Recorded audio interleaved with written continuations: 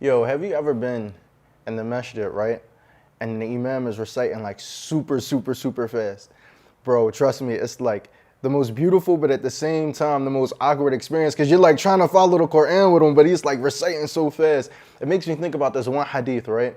Where Abu Hamza, he came to Ibn Abbas and he said to him, he said, I recite the Quran and very quickly, Allah Ta'ala has given me this gift where I could recite the Quran very quickly. And if I wanted to, I could complete the Quran in one night.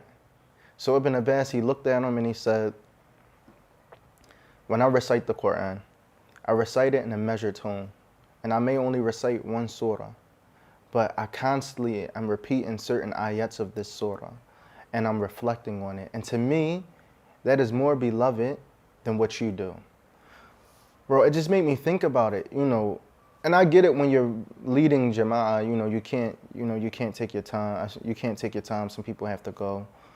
What I took from the hadith is something beautiful, is that what Ibn Abbas was doing, he was reflecting on the Quran as he recited the Quran. And it just took me to, what is the maqsood of the Quran? What's the aim and objective of the Quran? And it's that we recite and reflect. So if you think about, okay, what's the purpose of reflecting on the Quran?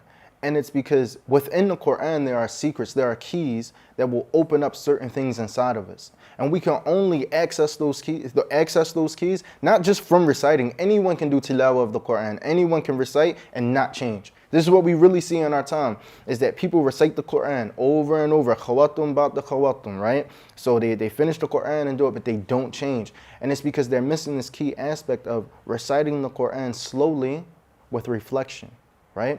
So if someone was to take the Quran, even if they just constantly just recite it, for example, Surah Al-Baqarah, with reflection, they just did it from beginning to end, every time they would find something new.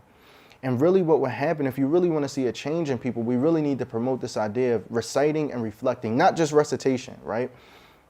So for example, you recite Surah Al-Baqarah and it begins to have an effect in your heart.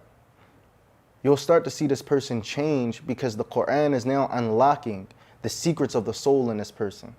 So their soul will then begin to expand from the nur of the Quran. Because people forget this is wahi, this did come from Allah Azza wa Jal. This isn't just a book, right? Because if that was the case, then this book would be like any other book, but it's the Quran al-Kareem. And the Prophet ﷺ was the walking Quran. And if you know the reality of the Prophet, then you, in the Quran, subhanAllah, I mean, this isn't a regular book. So you recite it, even if you're doing from Fatiha to Nas, but you're reciting and you're reflecting constantly. You're going back to this reflection. You're going to begin to change, because that's the maqsood of the Quran. That's why Allah Ta'ala sent it down. It's for us to recite it and to be affected and change. And then what's going to happen is you're going to be able to affect other people because you are affected by the Quran. One of the things that Habib Hussein as-Saqaf said, he says that the light of the Quran is a basira.